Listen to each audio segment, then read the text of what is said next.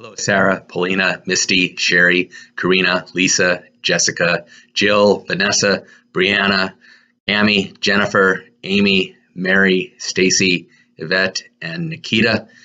Week 2 is done. Week 3 has started.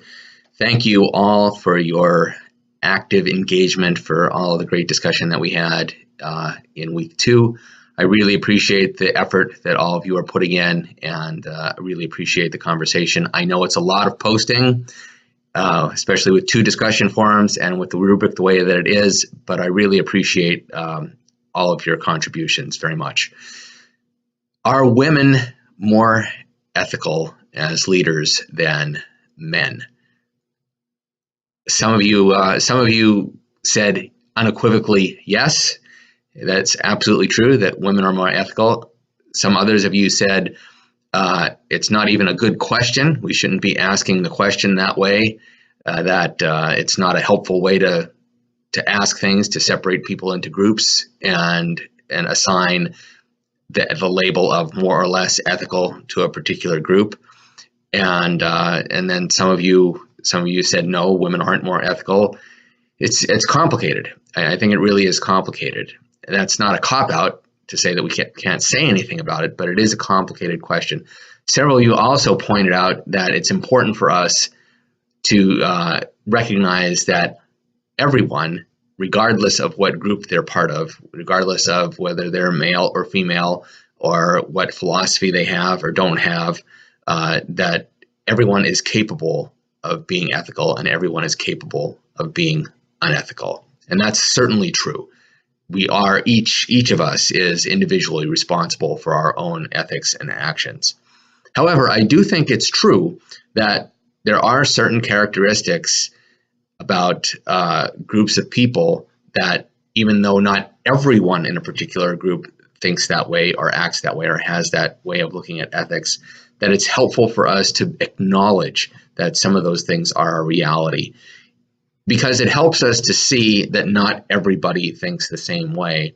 And I think it helps us to see that it's not just well, that individual thinks that way, so that's fine for that person, but it's just an individual thing, but that there are patterns and that people think the way that they do because they have belief in certain principles, or they have a particular worldview, or they have a set of maxims that they use to guide their life, and that they are making sense of their life according to a logical way of thinking more often than not. I mean, granted, some people act thoughtlessly, but I would say most of us have a worldview, we have a way of thinking, and then we act according to the ethics of that particular way of seeing the world.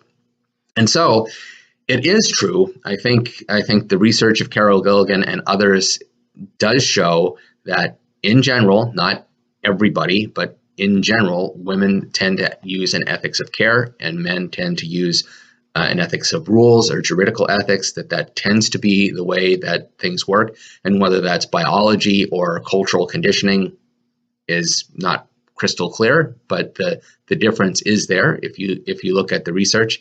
And I think it's particularly helpful because it expands, when we recognize this, it expands the way that we can look at ethical problems. When we realize that there's more than one way, that there's more than the way that we naturally look at things, it helps us to see things from a variety of perspectives. And I think when we see things from a variety of perspectives, we see them more clearly. If you Google Carol Gilligan, Heinz dilemma, that's a classic ethical dilemma, you'll see that the story from Dr. Gilligan's book, In a Different Voice, of Jake and Amy, the way that Jake, the boy, thinks of this dilemma and the way that Amy thinks of it are different.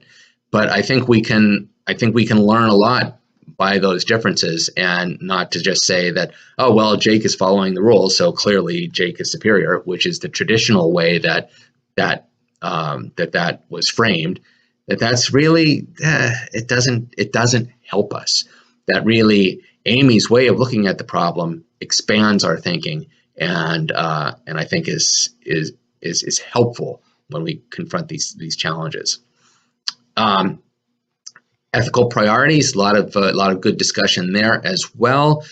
Which group of stakeholders should get the priority in treatment? What should we focus on? A lot of conversation about how treating employees ethically is extremely important, because that would then affect the culture of the whole organization. I think there's a lot to that argument that many of you advance, that if you treat your employees ethically, then they will tend to treat the customers ethically, treat the suppliers ethically, treat the vendors ethically, perhaps even treat the environment more ethically. That when you create a culture like that, where management and leadership is acting in ethical ways toward employees, that sets the tone for the whole organization. I think there's a lot of value in that. Others of you said that it's very important to treat customers ethically, that they are the people that the organization, that the business is serving, so they have a priority. Karina, thanks for pointing out that it's treating customers ethically is beyond just giving them fair prices and a good product, but actually listening to them. I think that's a really good point, and that listening isn't just for customers, but for employees, for other stakeholders as well. That the more listening we do as leaders, the more effectively we're going to be able to lead, the more effectively we're going to be able to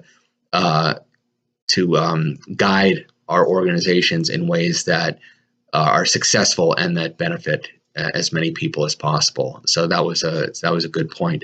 The last thing that I want to mention just briefly is there was some discussion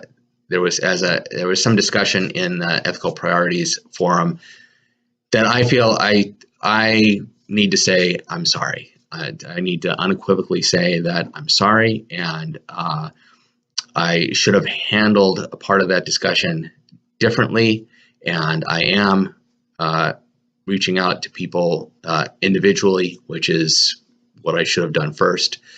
But I want to make it crystal clear that I do value everybody's contributions, that I appreciate the fact that we have differences of opinion. That is how we learn. We learn by voicing our different points of view, and that's how we advance knowledge.